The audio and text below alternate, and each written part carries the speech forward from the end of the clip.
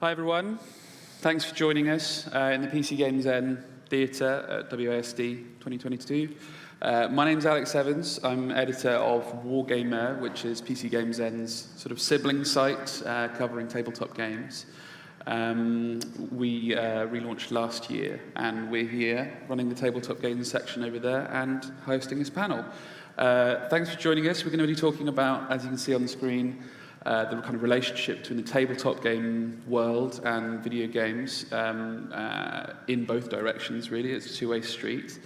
We are honoured to be joined by Chris Birch, founder and CEO, or head producer, perhaps? Creative officer, chief creative officer. Yeah. And boss of Modiphius, an august tabletop games creator in the UK, creator of the licensed Bethesda tabletop games, Elder Scrolls, Call to Arms, and Fallout, Wasteland Warfare, among many other successful conversions of video game properties to the tabletop, including most recently the Fallout official tabletop role-playing game. We also have with us a giant face of our colleague deep in the American South, Adam Bradford, CDO of Demiplane, an organization creating a new digital platform for TTRPGs and running numerous actual play series of TTRPGs as well, including the Children of Ayate series, running it currently with Deborah Ann Wall as DM. Adam was also the founder of D&D Beyond, the digitization of Dungeons and Dragons.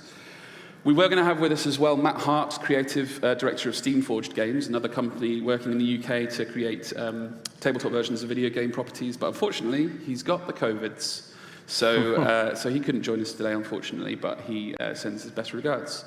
Do you guys want to say a couple of words to say hello? Or have if I said everything there is to say about you?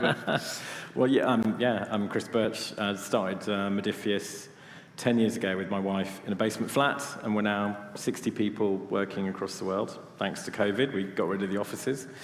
And we make lots of role-playing games and miniature games and board games based on a variety of properties from across video games, film, TV. Yeah. Sure do. Adam, anything more from Alabama, just to kind of give yourself a round of profile? I mean, I feel like the Prime Minister in V for Vendetta right now. Seems. Am I not here? I'm here. I see me. Hello? I can... Hello? Do sign language, Adam. Adam, we can't hear you right now. Yeah. Oh, no. Yeah, if we could have it in just semaphore, that would be great. Gonna pantomime. Let's. So we kick off with Chris while we're waiting for the sound to come up. I thought we'd start just by talking about the tabletop games that got you into it and made you want to do it as a career, to make a business out of it. So I remember, I think I was about 7 or 8 years old, and I was a very shy kid, and my mum said to my brother, Nick, for God's sake, get Chris out of the house. And they took me to, him and his girlfriend Caroline took me to a friend's house, the Sylvesters, to play a game called Dungeons and Dragons. And I just thought we were going to go and play some board games, and didn't sound great fun. But then the next morning I was raving at school about killing loads of goblins. I died that night in a pit trap, even though they'd given me a suit of plate armor and gave me 3 saving throws. I was still dead. But the character, I called myself that name. I've used it every time you have to write your name in a video game. I always use Brandon Carter. Every time I make a sample character in a role-playing game, it's Brandon Carter in memory of that first death. So it was Dungeons and Dragons, and then my mum would take us to her sister who had a cattery, and I was allergic to cats. So it was like going, hey, fancy going and having flu for the weekend? Great. And we went to a little knitting shop, which sounded brilliant fun. But I discovered at the back of this knitting shop a rack of Steve Jackson metagames, which were these little Ziploc bagged fantasy and science fiction hex games that were about £3 at the time. and one was called Ogre, which is all about this giant cybernetic massive tank rolling across a wasteland, and you've got loads of other little tanks to try and destroy it. And that kind of blew my mind, figuring out the maths of the rules and learning how to play. So that was it. Some relatable bits there, like the back of shops with weirdly packaged tabletop games that was still significantly more exciting than the wool. Have we got you back, Adam? I think so. Yeah. Wonderful news. Welcome. It's good to be here. Same question. So, what was your childhood journey into tabletop games and how it took you to where you are right now? Yeah, so first of all, I'm just going to say that I feel like the Prime Minister in V for Vendetta right now, because I'm a giant face somewhere, right? I can't see my giant face, but yes, okay. All right, excellent.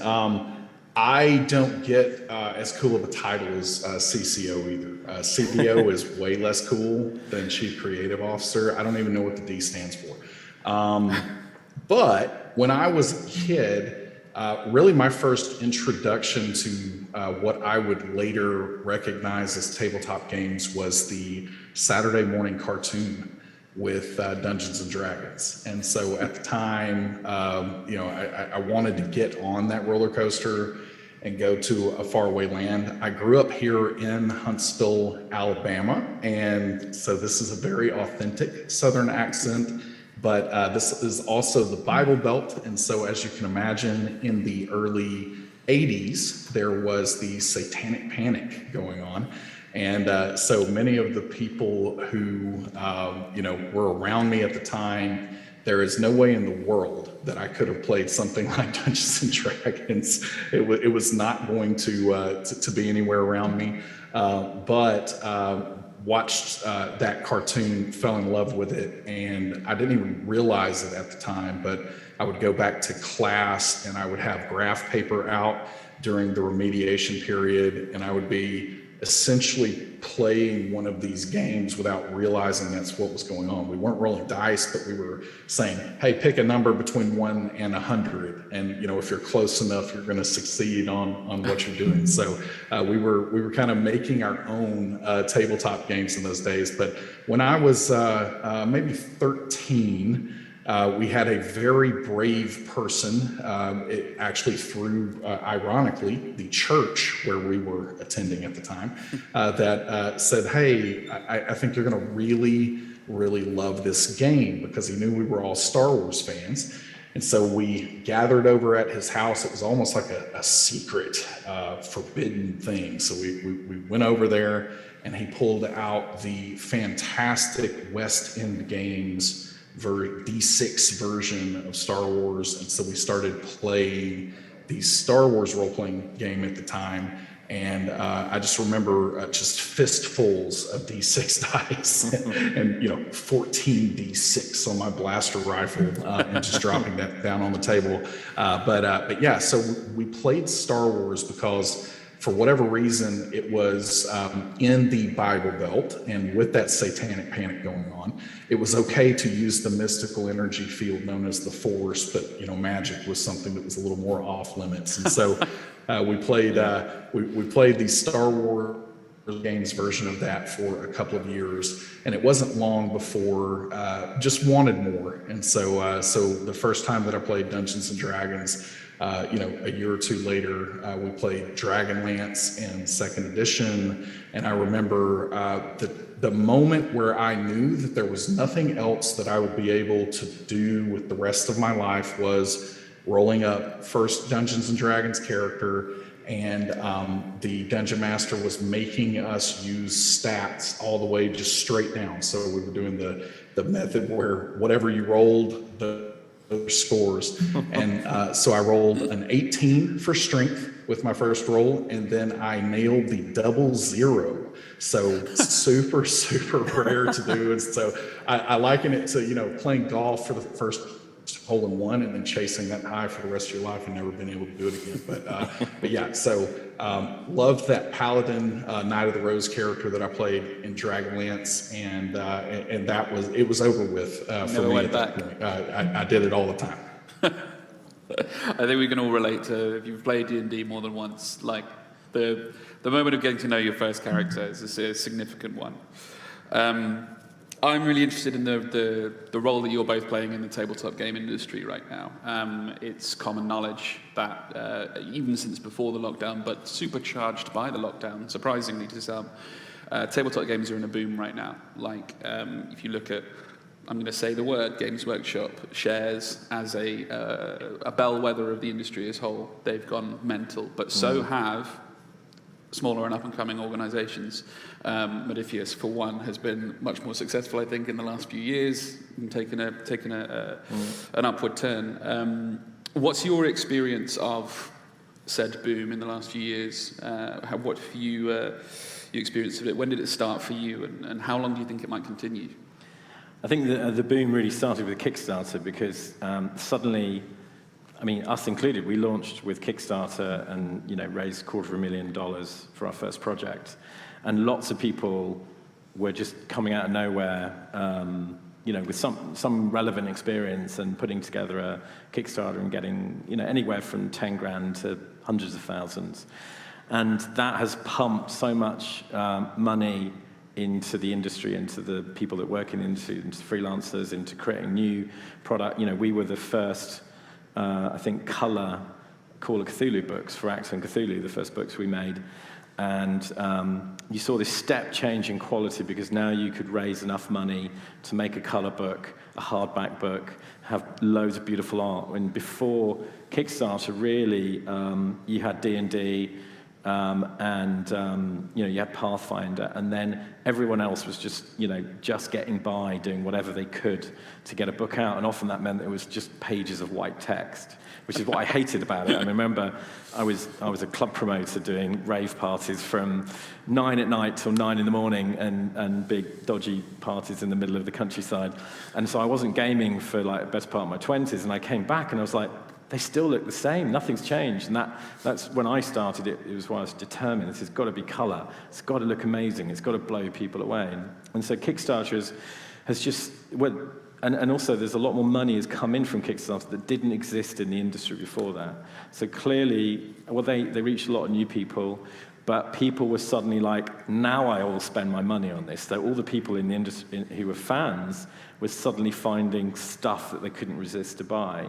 And so that has created this surge. And of course, Kickstarter just grows and grows and grows. And I still meet people who don't know what Kickstarter is, or who are gamers who've never backed something on Kickstarter. So that, and there's countries where they haven't launched yet. So that's just going to keep going.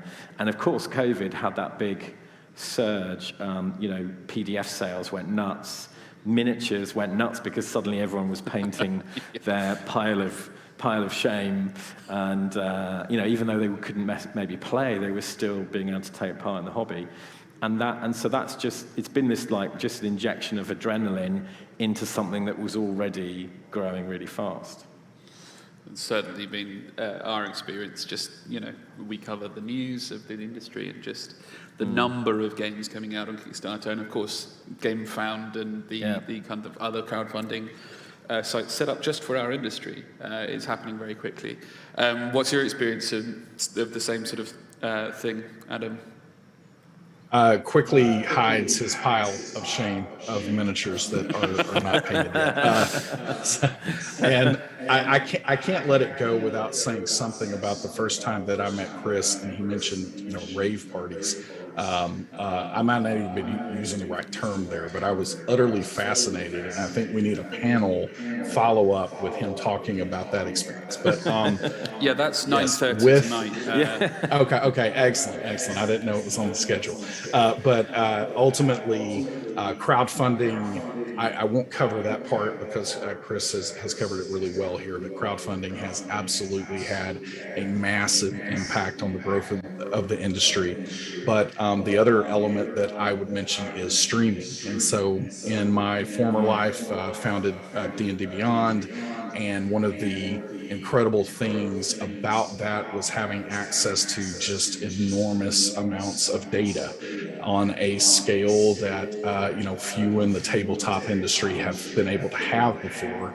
And as you're able to start parsing some of that data, I can't get into all the secrets about it, But one of the things that we know with a great deal of certainty at this point is that streaming is the number one reason that new players are coming to these games at this point in time. And so, of course, we can't say we cannot say enough about the impact that groups like Critical Role have had on the industry. But the story that we always hear is, if you are going to learn to play baseball, do you give someone a baseball rule book? And I don't know if you've ever seen a baseball rule book, but there's no way that you could actually read what is in that rule book and get from the page to out there hitting balls and running bases. It would never happen.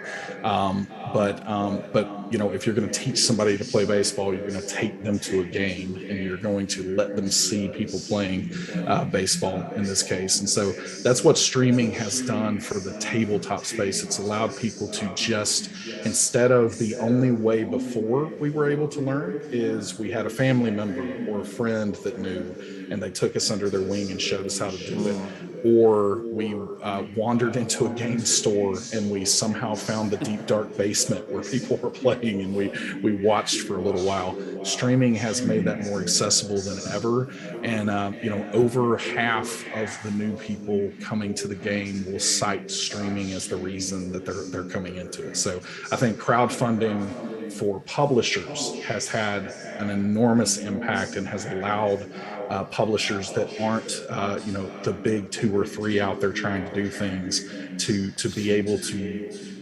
as Chris was saying, just incredible products. The artwork in Modiphius products, Free League products, so many of these publishers, the production value is massive today, and crowdfunding has so much to do with that. But I think that when you look at the user acquisition and fans coming into the hobby and into the industry, streaming has had an enormous impact as well. Absolutely.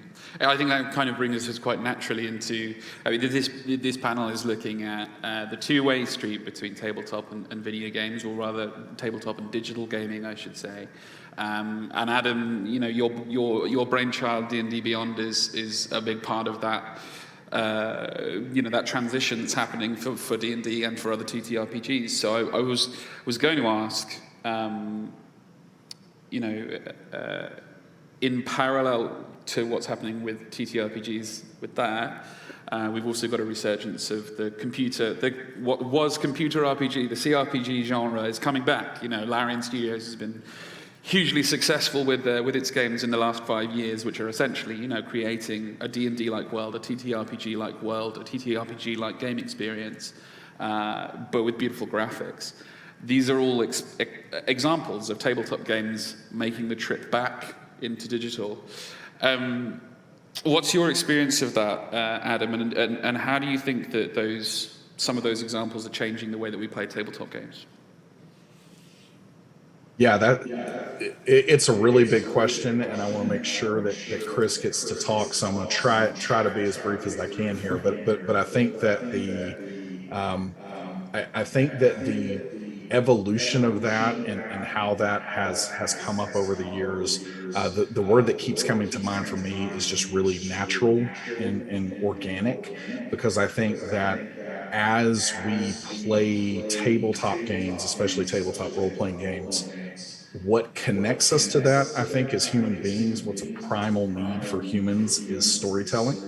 And that storytelling is something that we're going to find a way to scratch that itch. And I just happen to believe that tabletop role-playing games are, one of the best and most accessible ways that we can scratch that storytelling itch. And so I think it was a very natural evolution from the time of, the NES days. And I remember sitting down and playing, the very first Legend of Zelda.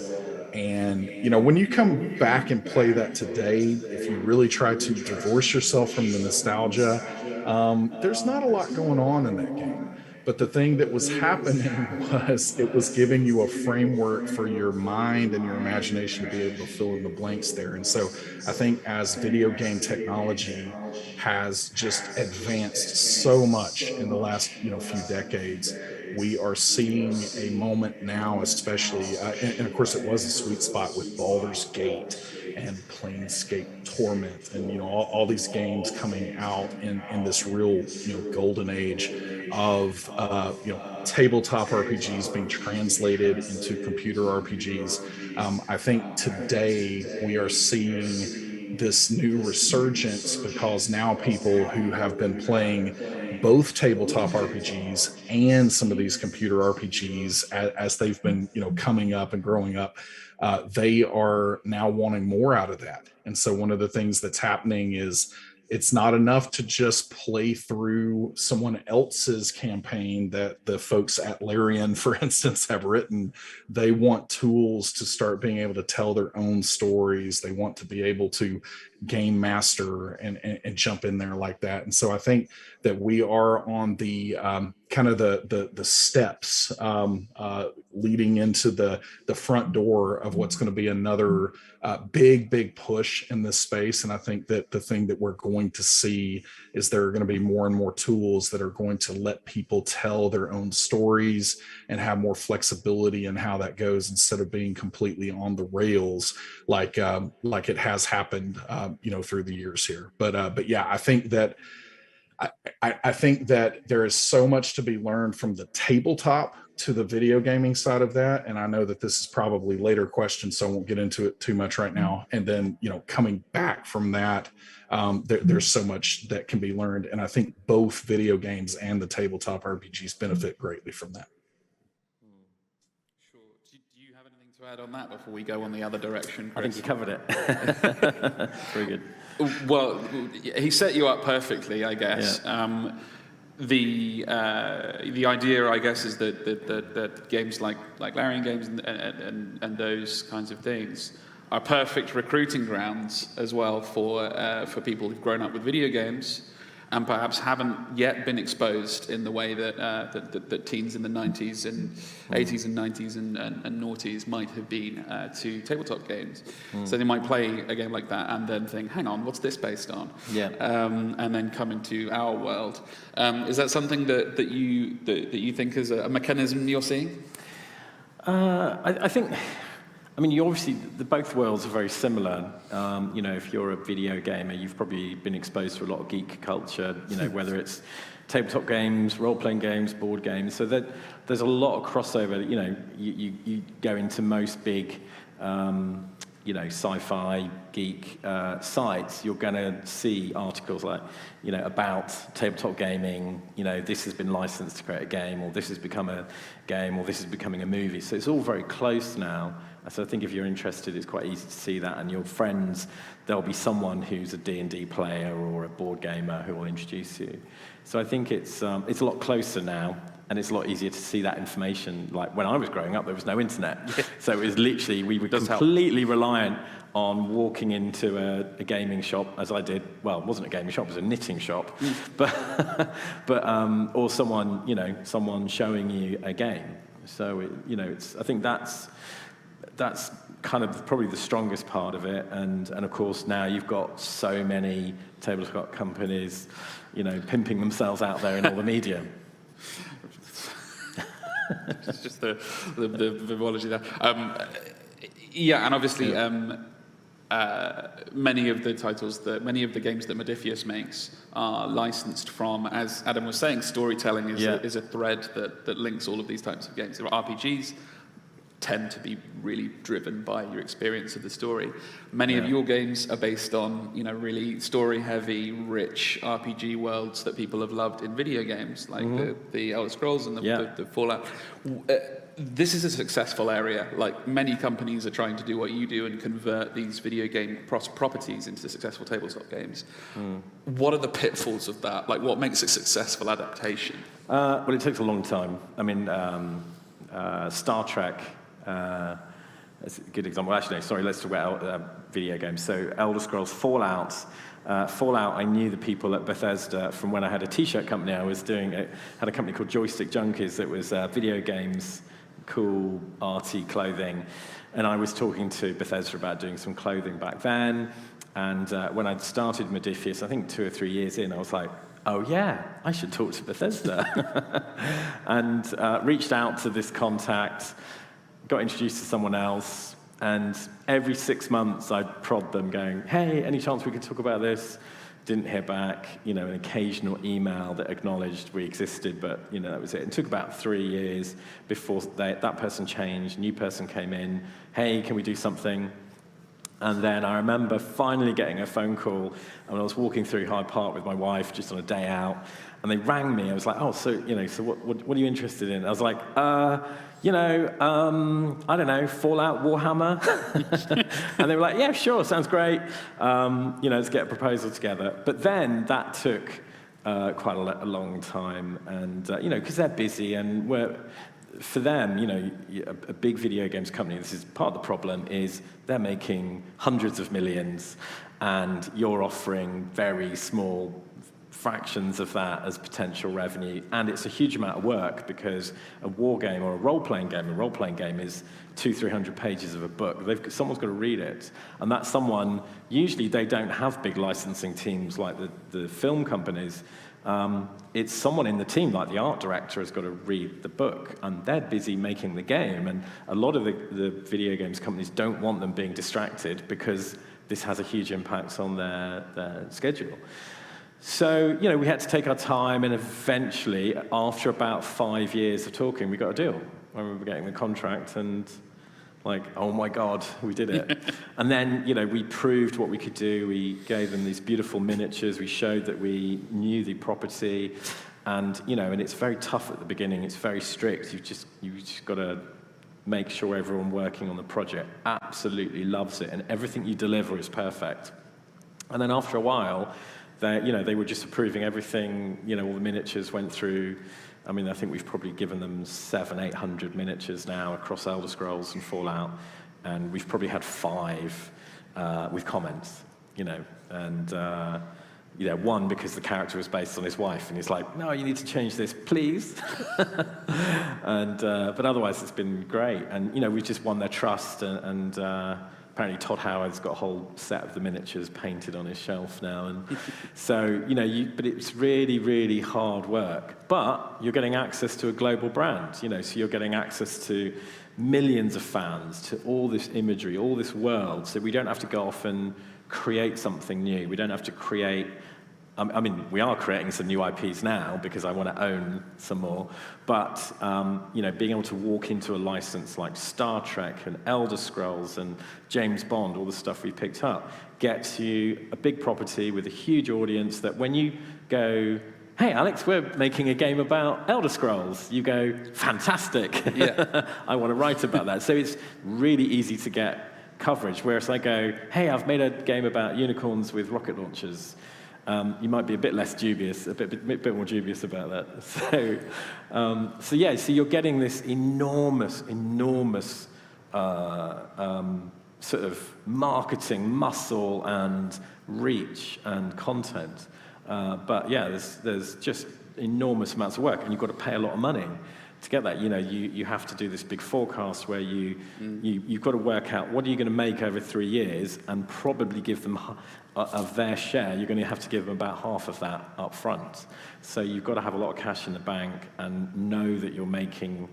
It's a risk, But again, Elder Scrolls, Fallout. If you can't get that right, then might as well go home. Yeah, for sure. We've got a couple more minutes left before we need to go to questions. I wanted to ask you both, just briefly, a more kind of open question. Loads of people are creating tabletop games that are either inspired from or actually within the universes of, or increasing numbers of people making games that are inspired by, or in the universes of video games. In the same way, people like Demiplane and others are, pioneering new ways to take tabletop games online or connect tabletop gamers together digitally. What does the future look like for that overlap in the next 5 years? What are the big trends to watch out for? Either of you can start, tic-tac-toe. Adam, do you want to kick it off? Yeah, I can jump in. So I think that the big trends that are going to happen, especially in the tabletop space, is as it has gone from tabletop into video games are kind of as Chris was talking about there, a multi-billion-dollar industry at this point that is factors larger than the multi-billion-dollar film industry, for instance. So, video games are just such a massive part of life at this stage that, and they're incredible. Like, Elden Ring and some of these great games that are coming out right now, that my kids especially, it's hard to get them to do anything else than that right now. So I think video games are here to stay. But the thing that I think, again, the data, especially with what has unfortunately happened with this pandemic, people are starting to gravitate towards activities that put them back into a place where they are connecting with other humans. And sometimes that is going to be online through video conferencing software. Sometimes that's going to be able to be face-to-face. But instead of connecting at the level of yelling at them anonymously through your TV because they just killed you in Halo Infinite, or whatever that looks like, people want that human connection. And so as that human connection is happening, as things like streaming are making it so much easier to come to tabletop role-playing games, and then public crowdfunding is making it where publishers can create these incredible products that people can play. As that really starts to come together, I think the next thing that we're going to see is, just like video games, some of the greatest games that we know of at this point, they really were inspired and sparked by what was happening in the tabletop space. I think that tabletop games are going to start to learn so much from video games. And so it's going to kind of start going that direction.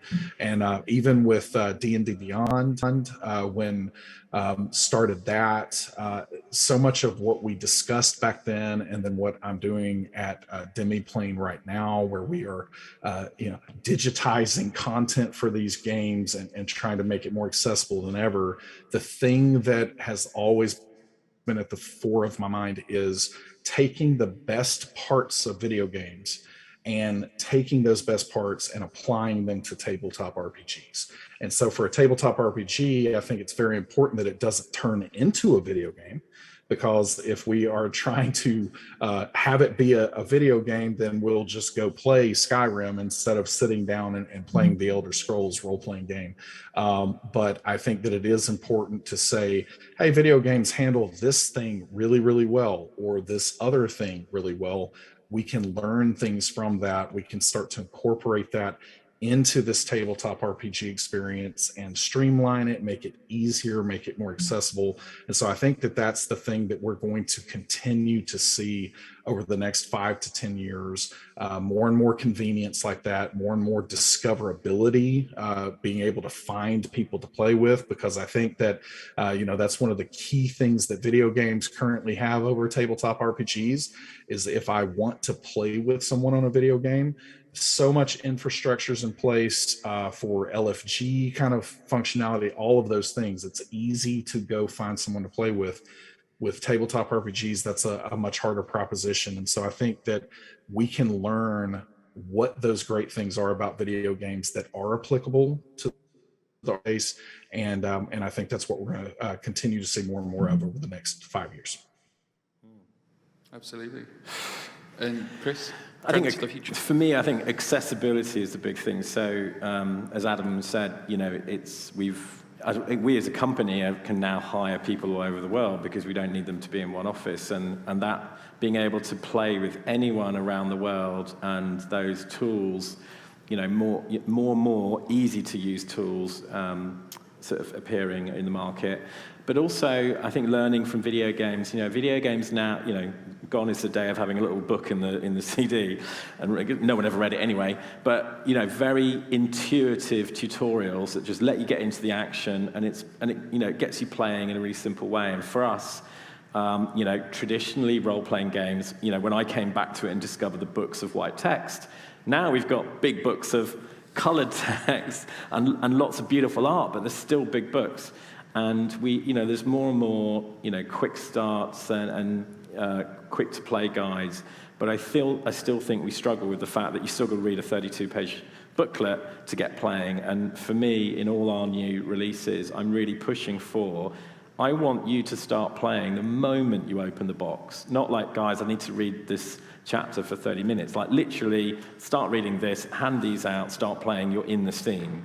And I think for me, removing as many barriers to entry for people to actually play a role-playing game is a big thing. I mean, I come from I was a kid in the late 70s when D&D was this really simple thing that everyone, it wasn't there was not a scene of gamers then. This was just average people.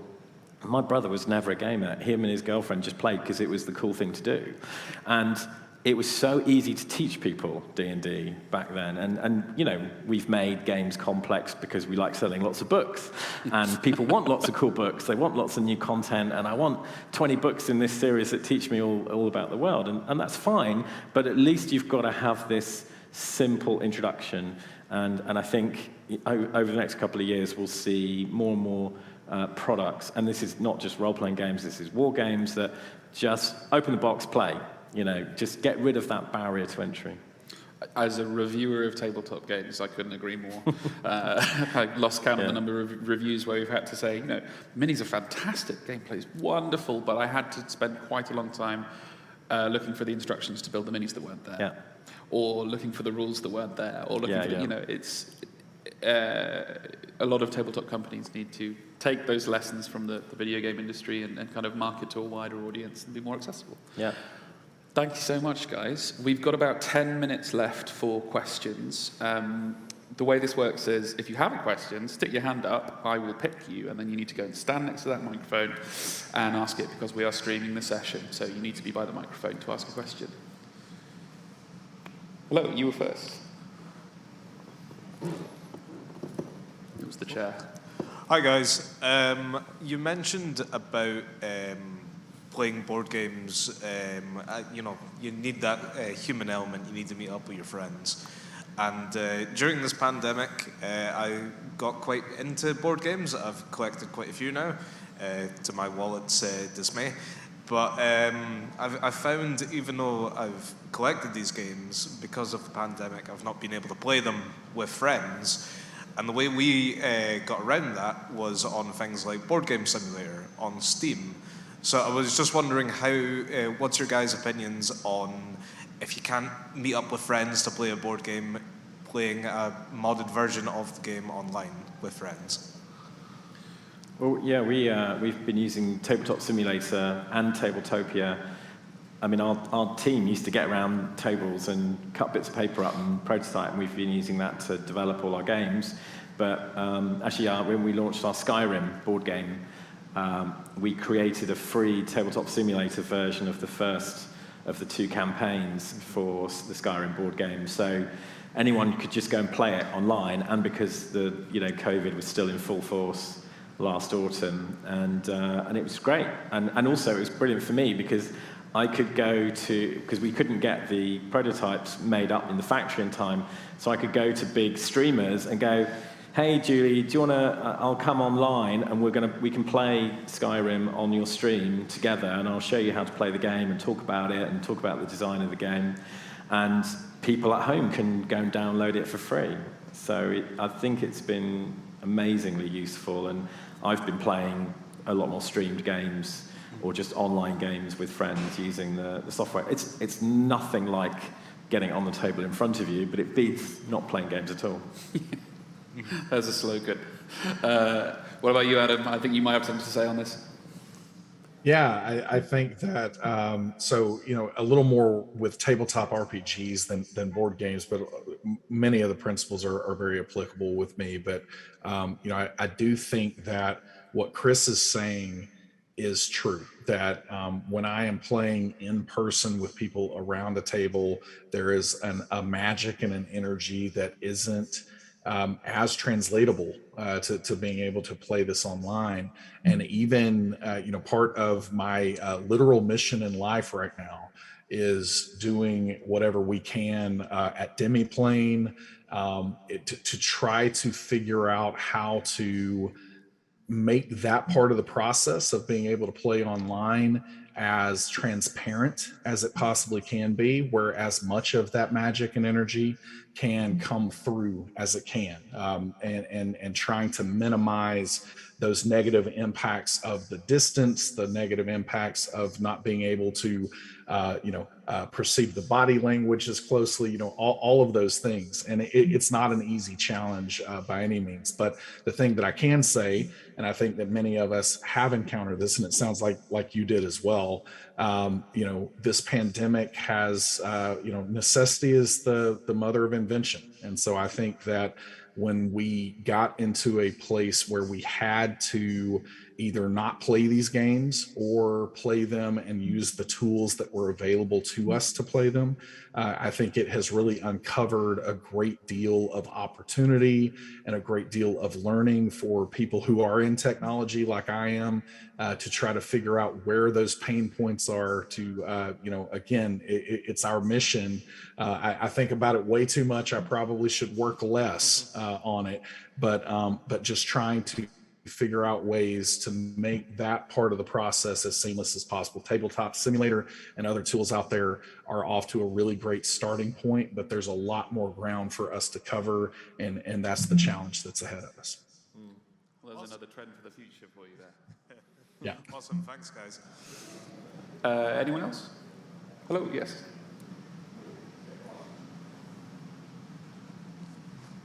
First of all, thanks. This is super interesting, seeing the crossover between video games and tabletop role-playing games. Chris, you mentioned I've lost the word. Relationship with Bethesda was initiated by you. Have you heard much about it going the other way, where video game companies are reaching out to tabletop companies to create these games, or is it more the other way around? It doesn't happen a lot because more financially, it makes more sense. They've got huge creative teams that they can create any IP and make more money, and why would they want to pay a cut? So we did license Act and Cthulhu as a tactics game, so you can download it you've got it on Steam and Xbox and PlayStation Store and Switch. And it's a turn-based XCOM style game. So I knew the publisher, the small developer. They came to us, and because we had all the content, and they wanted us to work with them on a Kickstarter, so we helped them with that. And it was a low-budget, small product, and that's quite unusual, really. I mean, it's occasionally, Chaosium licensed a game. They also did it with this company, Auroch Digital, but it's rare unless it's Dungeons and Dragons, where it's a big enough IP that now it's worth the video games company investing in someone else's IP, because really they want big movies that they can turn into a video game, and it's very rare that a tabletop company has got the size of an IP that really makes it worthwhile then giving up a share. So, Adam, I don't know if you've got anything. Yeah. The thing that I will add to that is completely +1ing everything that you just said. And I would say that licensors out there and studios are going to be looking much more toward the film and entertainment space than they would, into the tabletop space. But, at the end of the day, I think it comes down to whether those studios feel like they have that expertise in-house or not. And so I have had a couple of scenarios in the past life where some of the companies, especially some of the smaller ones, as Chris is talking about here, will approach in that former life. Gamepedia was a part of what I did for the job, and so Gamepedia was this great place for discovery. So you would have a lot of really great indie developers that, as we had started D&D Beyond, they started saying, hey, our game would be really, really great as a tabletop role-playing game. We're huge fans. Can we talk about that? So I saw some approaching there, but they certainly were not, AAA studios or anything like that, because Chris is hitting that nail on the head. And so I think that you're going to see a lot more of the bigger studios, we'll say studios instead of publisher there, you're going to see them come to the tabletop side and say, hey, we would like a tabletop game of our property, if they are film, if they're television, because I think that those kinds of places realize that there's such a gap between what they do and what we do in a tabletop RPG space, that they recognize that they don't have the expertise to pull it off. But if you're talking about a Bethesda or studios that make these games and do these kinds of stories already, absolutely, it seems like something that they would want to do internally typically. And I think it is going to take a really, really strong tabletop RPG publisher to convince them otherwise. And you've got an example of that sitting in front of you right there with Chris. Actually, I was going to add, you do tend to see it more licensing into TV. I mean, Tales from the Loop was a TV series, obviously didn't come from the board game or the role-playing game, it came from the book. But it's a good example of television licensing a great property that really stood out, and it happened to have been also created as a role-playing game at a similar time. And I think you tend to see more TV involvement because they're looking for unique stories, and television companies don't tend to have creative teams. They go out and look for someone who's got a great idea. And the other problem is that tabletop companies don't really create their stories thinking about a transmedia property. They go, oh, wouldn't it be great to have a universe where there's like dragons, but machine guns as well, or dragons with steampunk, soldiers on steampunk horses. But what they need to be doing more of is building an actual property, a storyline that, you care about Marvel and the Avengers because of the Avengers, because of Tony Stark and his relationship with everyone else, You care about the characters, and role-playing companies don't tend to build their worlds thinking like that, thinking as a novel and a movie and a story that might develop. They tend to create a play space that you could play in as any character, whereas film and video games are looking for really strong, characterful storylines, and that's something that tabletop companies need to learn to develop that more when they create the worlds. Is that a challenge you found, especially in the Fallout RPG, creating that play space where the heroes will be made by the players, where in the video games, of course, the story's laid out for you?